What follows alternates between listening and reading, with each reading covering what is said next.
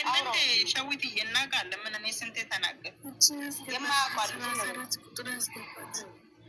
ልጅቷ እኮ እናቷ ጋር ነው ልጅ ያላት ተብሎ እየተባለ ያለው። ለምንድን ነው ሰው ማስተዋል ያቃተው? ልጅቷ እኮ ምንም እንደማታውቅ ነው እኮ። በቀደም ዕለት ካያችኋት ልጃገረድ ነኝ ሁሉ ብላው ነበር። እኔ እኮ ምን አይነት ስራ እንደሚሰራ ነው አይገባኝም። እኔ ልጅ አለኝ ከአንድም ሁለት ነው ያለኝ። ጡቷ እኮ ከኔ ወደቀ ነው እንደ አሶላ ሆነ እንደዚህ ሆን። አይ እሱን ብቻ ሳይሆን ልጅቷ እኮ እንደ እስቲ እህቷን እስቲ አስተውላችሁ ስሟት። እህቷ እንደውም ያለችው ስለማግባቷ ስላላመግባቷ አይደለም። እንዴት በባል ላይ ባል ትደርባለች፣ በሚስት ላይ ሚስት እንዴት ትሆናት ትመጣለች ብላ እኮ ጥያቄ እየጠየቀች ነበረ።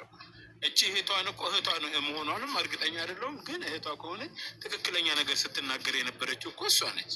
ስለዚህ ልጅኛ እኮ ቅርብ ነን። እንደውም እኮ ከቡታየራ ዝዋይ ይርቃል አይደል?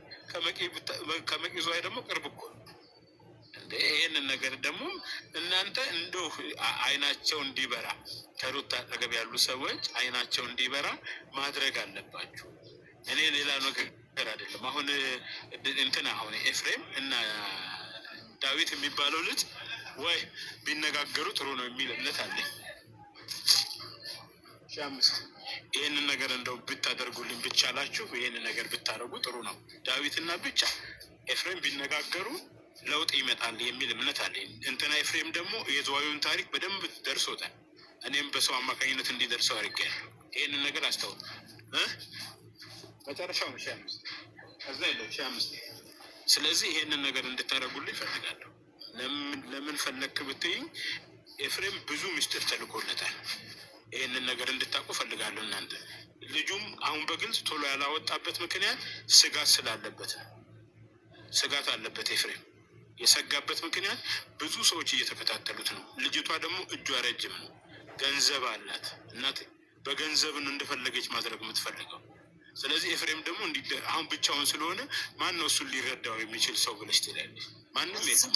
እዚህ ጋር መልዬ ሊያዝግ ገንዘብ ካላት ምን ነው ዩቱብ ላይ ታዲያ እንደዚህ ግልጥልጥ እያለች እየተላላሰች የምትመጣው? ብር ካላት ሀብታም ከሆነች ተልኳን አላወቅሽውም አንቺ? ተልኳን እኮ ልታዩ ይገባት። እቺ ሴት በትዳር ላይ እኮ ነው የመጣችው።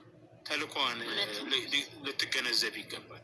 እቺ ሰው እኮ ከምን እንደተላከች አይታወቅም። ከጥልቁስ ብትላክ መልእክተኛ እኮ ነች። እንዴት ቀደም ብለሻል እኮ ከትዳር ያለች ቀለበት ሳይወልቅ አይደለም እንትን ያለችው ሰዓት ስጦታ ያመጣችለት። ባለትዳረኝ ነኝ ለማለት እኮ አቅቶት ነው እንጂ እኮ አንቺ ምን ስለሆነ ነው 500,000 ብር ሰዓት የምትገዢልኝ ብሏታል እኮ ቃል በቃል ይሄን ተናግሯል። ግን እሱ ቀለበቱን ከእጁ ሳያወጣ